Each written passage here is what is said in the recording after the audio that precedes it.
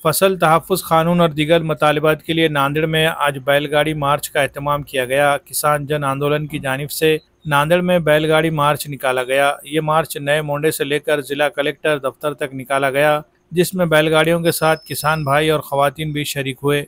मार्च के दौरान किसानों ने चंद अहम मुतालबात पेश किए, जिनमें ज़मीन की कीमत के कम से कम 50% पर फसल कर्ज दिया जाए। अगर फसल इंश्योरेंस का क्लेम होता है तो इसी साल के मौसम में इसे अदा किया जाए। कीड़े मार अद्वियात और केमिकल्स में मुनाफाखोरी को रोका जाए और किसानों के सेविंग अकाउंट को गोल्ड में तब्दील न किया जाए। इन मुतालबात के लिए किसानों ने बैलगाड़ियों के साथ ये एहतजाजी मार्च किया। इस मार्च में किसानों की बड़ी तादाद ने शिरकत की और अपने मुतालबात पर फौरी अमल करने का मुतालबा किया।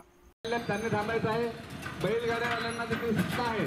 शेतकरी बांधव जे स्वतः बैलगाड्या घेऊन आले आहेत त्यांनी देखील बैलगाड्या शिस्तीमध्ये आपल्या थांबवायच्या आहेत। ये किसान जन आंदोलन है। पहली बात तो भारत का मैं राष्ट्रीय अध्यक्ष हूँ। किसानों के लिए, किसान के हित के लिए ये किसान जन आंदोलन स्टार्ट किया है। आज जो ये धड़क मोर्चा था, ये जो क्रांति का मोर्चा था, ये जो आज का आंदोलन था, किसान के लिए था, किसान की अन्य मांगों के लिए लेके था। ये जो मांगे हैं 70 साल से गवर्नमेंट का काम था ये मांगे पूरी करने का, लेकिन गवर्नमेंट पता ही है देश की कैसी है।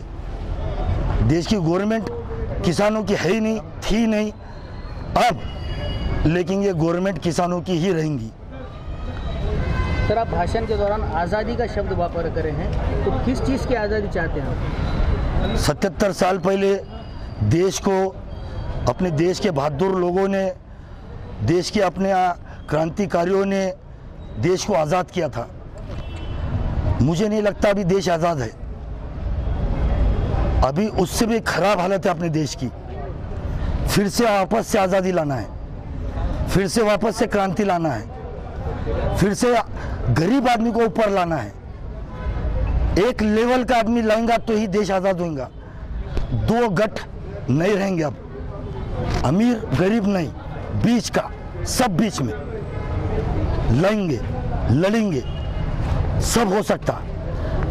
77 साल पहले हुआ था, वापस से होगा, लाएंगे, जागरूकता लाएंगे, सब मिलके लड़ेंगे, जरूर होगा। ठीक है। किसान जन आंदोलन भारतचे संस्थापक अध्यक्ष सचिनजी कासलीवाल यांच्या नेतृत्वाखाली आज जिल्हाधिकारी नांदेड कार्यालयावर भव्य धडक मोर्चा काढण्यात आला आहे। त्या मोर्चामध्ये अनेक शेतकरी आपल्या स्वतःच्या बैलगाड्या देखील घेऊन आले होते। अर्थातच सरकारच्या विरोधामध्ये शेतकऱ्यांच्या मनामध्ये खदगद आहे आणि आता आम्ही किसान जन आंदोलनाच्या वतीने साधारणतः 17 मागण्या राज्य आणि केंद्र सरकारकडे केलेल्या आहेत।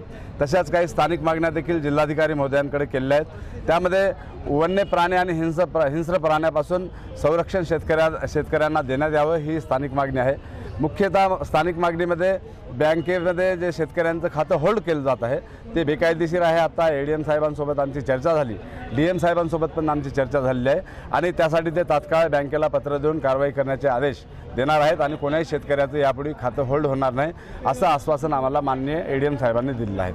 आता शेतकऱ्यांचा पीक विम्याचा प्रश्न असेल, पीक विम्यासाठी देखील कंपन्यांमार्फत लूट होत आहे। शेतकऱ्यांना जे कृषी कायद्याअंतर्गत जे लाभ मिळतात त्या लाभाचा फायदा मिळत नाही। अतिवृष्टीचं अनुदान आहे ते वेळेवर मिळत नाही। शेतकऱ्यांच्या आत्महत्या दिवसेंदिवस वाढत आहेत। मराठवाड्यामध्ये देशातल्या शेतकऱ्यांच्या आत्महत्यामध्ये पहिल्या नंबरवर काही जिल्हे आलेले आहेत। बाजूचा यवतमाळ जिल्हा साल वर्षापासून शेतकऱ्यांच्या आत्महत्यामध्ये 1 नंबरचा जिल्हा आहे आणि हे सर्व बंद होण्यासाठी आम्ही राज्य आणि केंद्र सरकारच्या विरोधामध्ये रोष व्यक्त केला आहे।